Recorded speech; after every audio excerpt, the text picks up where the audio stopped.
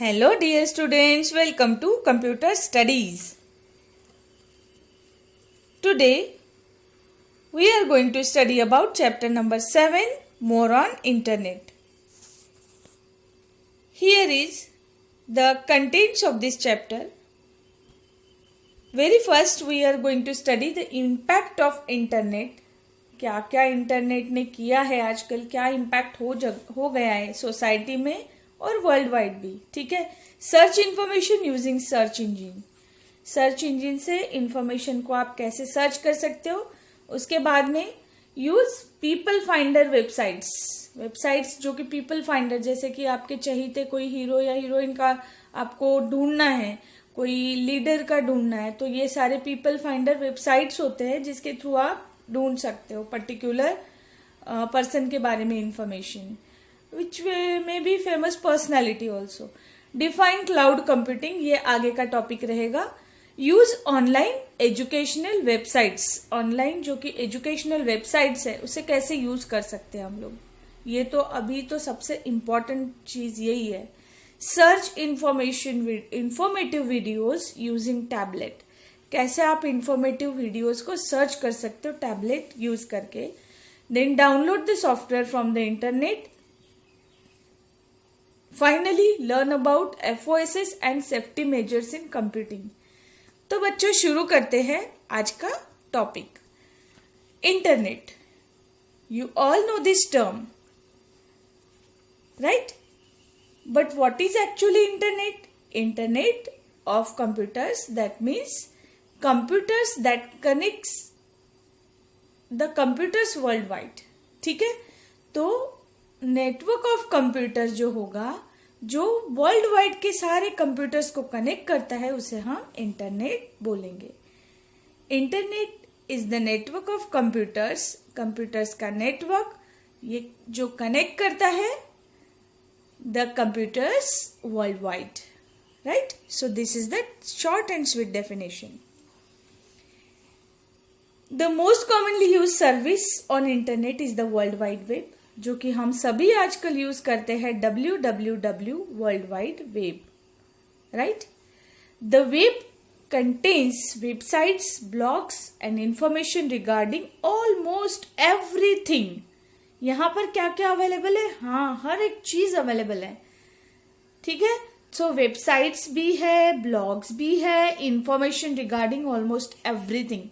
Web pages on web can be seen and read by anyone. जो भी web pages develop किए जाते हैं वो कोई भी देख सकता है और कोई भी रीड भी कर सकता है, unless the page need a password और इट इज ब्लॉक्ड. अगर वो कंटेंट कोई ब्लॉक नहीं किया है और पासवर्ड प्रोटेक्टेड नहीं है, पब्लिकली पब्लिश है, then you can see, anyone can see through the internet. Sometimes the internet can also be a dangerous place because information posted by people on the internet may not be always useful. कभी कभी हाँ, ये एक चीज होती है, हम है ना भरोसा कर लेते हैं, लेकिन कभी कभी ऐसी चीज होती है कि जो भरोसे लायक नहीं होती, अफवाहें होती है. ठीक है. तो हम अफवाहों पर विश्वास ना करते हुए ऑथेंटिक वेबसाइट्स, जो कि बहुत इंपॉर्टेंट है, ऑथेंटिक, किसी ऑथेंटिक पर्सन के थ्रू जो आती है इंफॉर्मेशन वही प्रॉपर है, सही है. ठीक है. तो उस पे ही हम भरोसा कर सकते हैं, नहीं तो कोई भी कुछ भी लिख के पब्लिश कर देंगे. Everything we can't believe on और ट्रस्ट नहीं करना चाहिए. ठीक है. तो ये मेरी तरफ से आपके लिए एक मैसेज भी है कि आपको ऑथेंटिक वेबसाइट्स ही फॉलो करनी है. जब तक प्रॉपरली नहीं पता चलता है कि ऑथेंटिक नहीं है तो वो नहीं फॉलो करनी है. ठीक है. Now come to the next. जैसे कि वायरसेस तो आ ही जाते हैं, इससे भी बचना ही है. ये एक मैसेज और कि गलत साइट से आप जब डाउनलोड करते हो कुछ गेम्स या कुछ एंटरटेनमेंट के लिए, उसके साथ भी वायरसेस आ जाते हैं. तो बच्चों, इससे हमें बचना चाहिए. Okay. So come to the next point, impact of internet. अब इंटरनेट का इम्पैक्ट तो काफी सारा है. Internet has a great impact on our society. Every day The internet expands by the social, political and economical activities of people all over the world and its impact grows exponentially. और ये impact जो है बढ़ता ही रहता है, ठीक है, क्योंकि पॉलिटिकल जो भी हो गए, इकोनॉमिकल, सारी सोशल, हर एक चीज़ इंटरनेट जो है यूज़ करते हैं, तो ये इसका इम्पैक्ट ही है, हर एक जगह पे हमें देखने को मिलेगा. The internet has greatly influenced our society, government, commerce and other institutions also. It is changing the way we live, work, learn, govern and communicate. है ना, हम लोगों का बात करने का तरीका तक अभी बदल गया है. जिस तरीके से हम जी रहे हैं, जिंदगी पूरी तरह से बदल गई है, काम बदल गया है, पढ़ाई बदल गई है, जो भी गवर्न करने के तरीके होते थे वो सारे बदल गए हैं, ठीक है. और हर एक जगह पे आप देख पा रहे हो. Let us learn some of the uses and services available on the internet. ऐसे कुछ uses और जो services जो कि इंटरनेट पर अवेलेबल है वो हमें देखनी है, ठीक है. वो सबसे पहला है ऑनलाइन एजुकेशन, जिसका एडवांटेज आप सभी अभी ले रहे हो और हम सभी ले रहे हैं ठीक है. और बहुत ज़्यादा इस साल में इसका यूज़ हुआ है. Online education, work from home, ये सारी चीज़ें.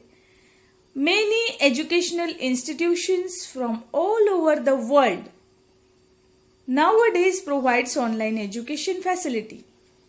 Internet makes it possible to learn in an environment where the teachers and students are not needed at the same place or in a classroom. अब इस तरीके से पढ़ाई करना हम लोगों ने भी सीख लिया है, पढ़ाना भी सीख लिया है और पढ़ना भी सीख लिया है ना, क्योंकि एक ही जगह पे हम आ नहीं सकते, क्लासरूम अटेंड नहीं कर सकते. तो e learning is the best example. जब जो चाहिए कंसेप्ट का नाम लिख दीजिए, आपको आ जाएगा. हम लोग वीडियोस बना के भेज देते हैं, आप वो टॉपिक का वीडियो कभी भी देख सकते हो. So that is advantageous for you people, right.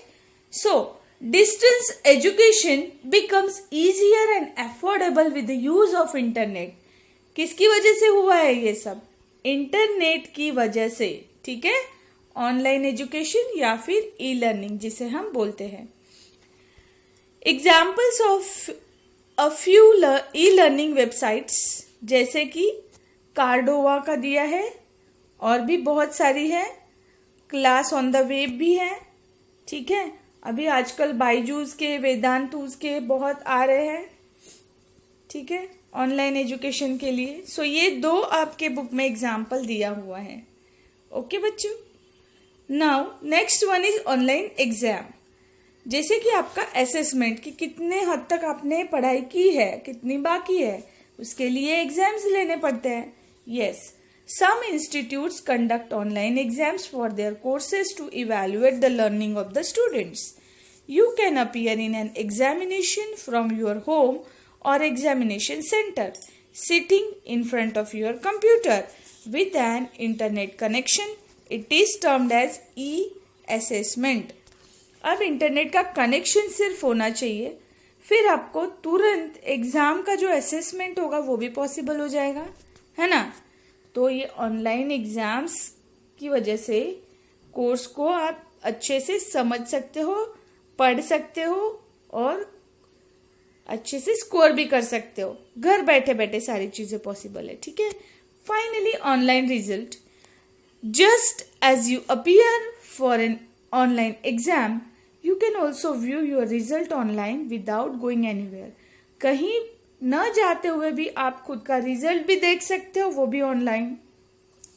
Using internet facility for example to check CBSE class 10 examination result. Follow the given steps. अब यहाँ पे CBSE का रिजल्ट देखना है तो क्या करना पड़ेगा? तो सबसे पहले cbseresults.nic.in जो कि रिजल्ट की वेबसाइट है, वहाँ जाना पड़ेगा. उसके बाद में CBSE क्लास 10 एग्जाम के लिंक पर क्लिक करना है. जैसे लिंक पर क्लिक हो जाए, न्यू स्क्रीन विल अपीयर.